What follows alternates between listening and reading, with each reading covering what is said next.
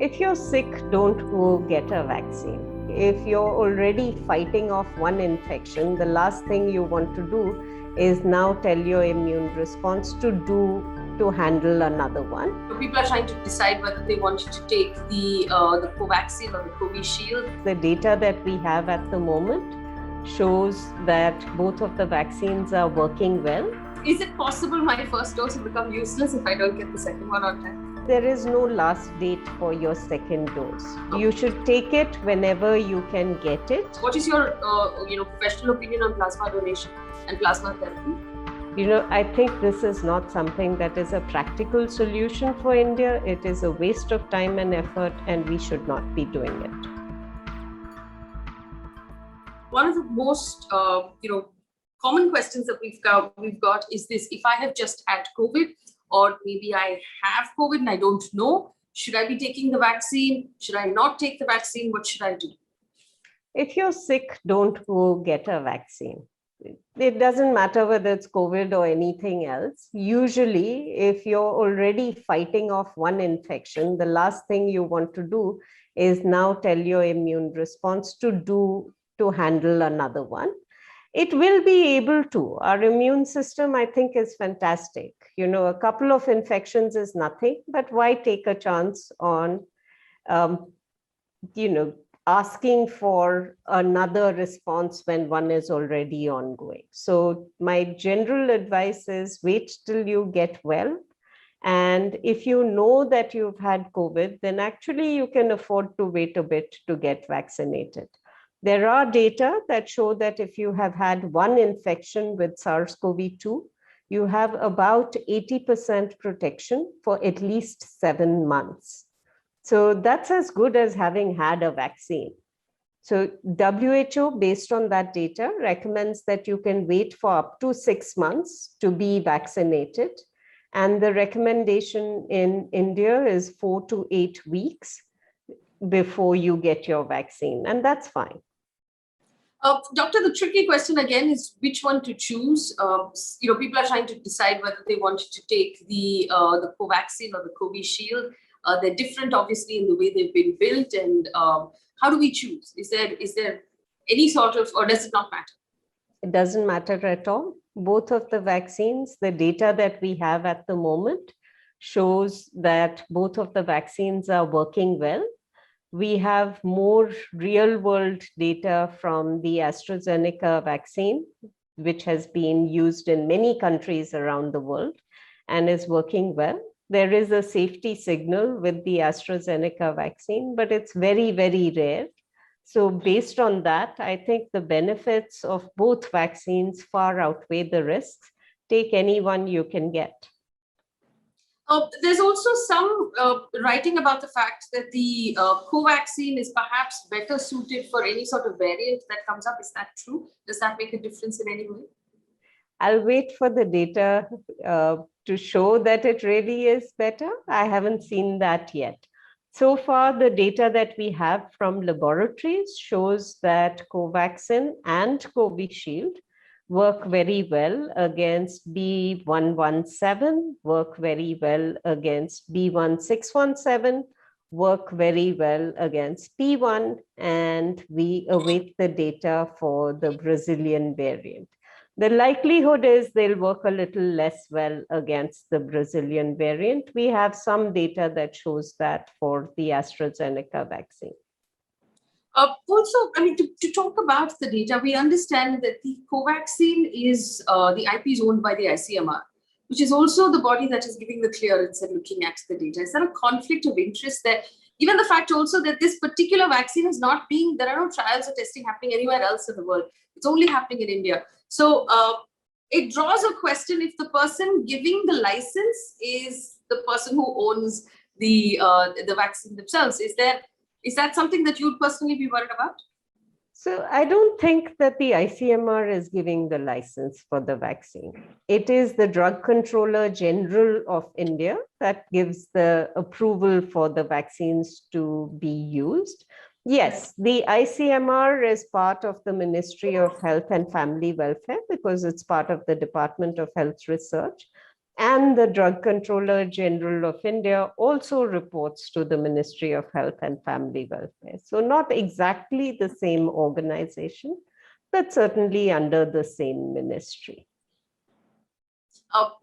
So is that reason for concern? Because we haven't really seen its field data. Yeah. You know, the last phase was meant to be a sort of emergency trial on field. We haven't really seen that data, have we? So the phase 3 trial should be completed, and I believe we will see the data in June. We've seen the interim efficacy results, which show that the vaccine is 81% efficacious. So that's pretty good. And the next sets showed 79% efficacy with 127 cases. And so that's good. The vaccine's working.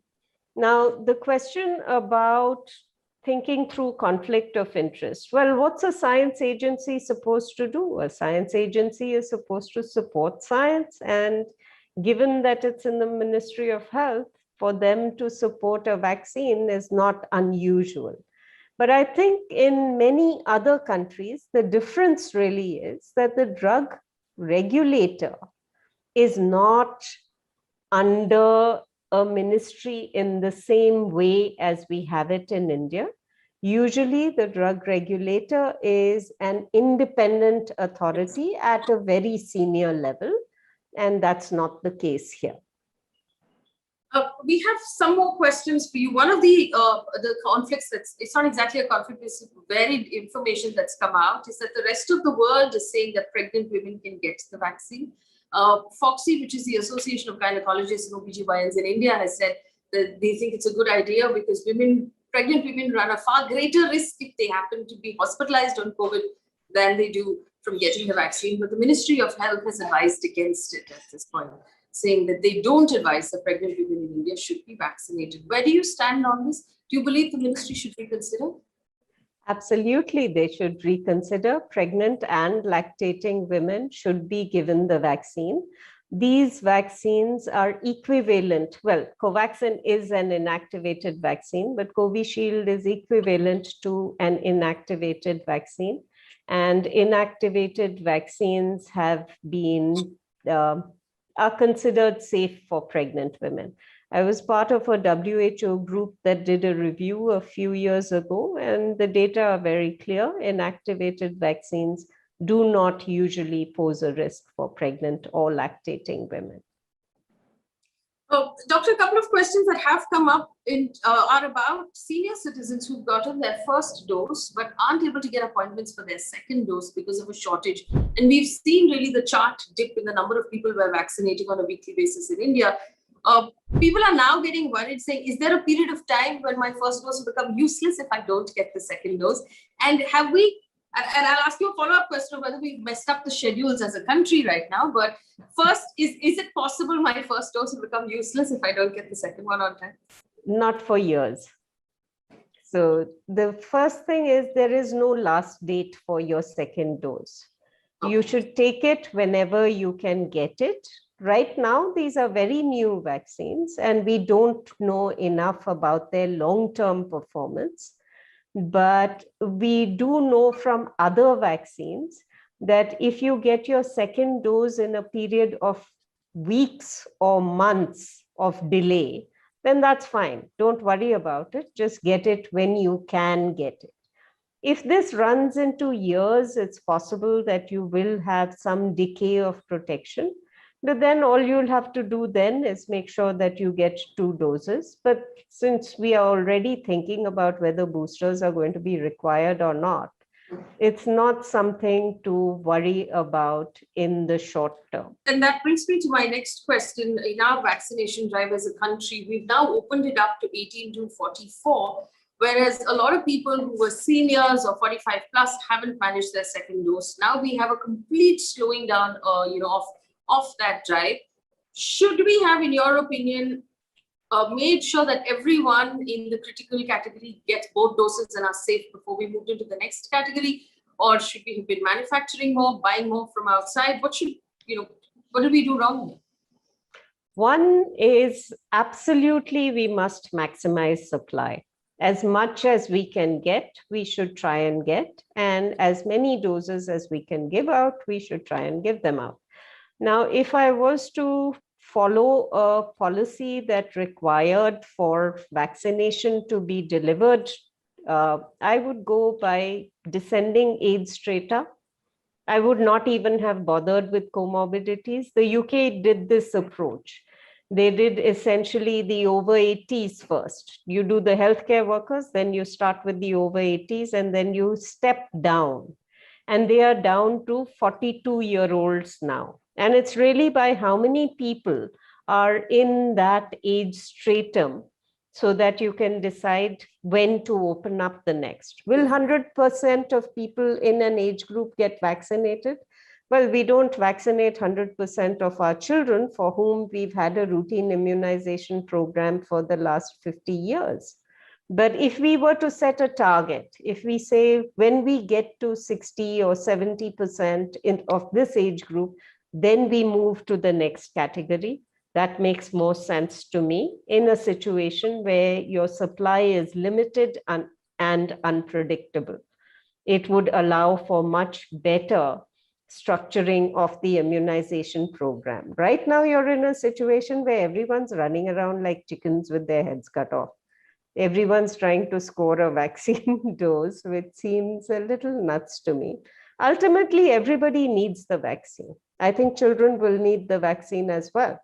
But it's going to take us a while to get there. And the more sensible we are about it, the better. Again, people are asking that if I've taken my first dose and then test positive, do I need a second dose? Because there were some opinions that said you don't need a second dose at all. So this has been a subject of discussion. So either if you were infected first, then do you need to be vaccinated, and how many doses of vaccine do you need? Plus, if you're vaccinated and then get infected, do you need more vaccine? We do know from vaccination studies that the first time you get a vaccine, you make antibodies. The second time you get a vaccine, those antibodies rise higher. Now, if you're infected and then get one dose of vaccine, you make antibodies in response to the infection, you make antibodies in response to the first dose, you get that rise, but then with the second dose of vaccine, you don't get a further rise. So there may be a saturation of antibodies at that point, and the second dose may be unnecessary. But that is if you had infection prior to your first dose and a reasonable period of time prior to your first dose. If you get infected after vaccination, it depends on when you got vaccinated. If it was within the first 3 weeks, then treat it like not having had the infection at all, or wait 4 weeks, 4 to 8 weeks, and get your second dose. If you got your infection more than 3 weeks after you got your first dose of vaccine, then that might act as a booster. But because we don't know enough about this at this time, my advice would be just wait that interval, but make sure you get 2 doses of vaccine, even if you have had an infection before or after your first dose. There's a question also about plasma donation. Again, a large number of doctors say that plasma donation makes no difference, but family members running pillow to post trying to find someone to donate plasma. Where do you? What is your professional opinion on plasma donation and plasma therapy?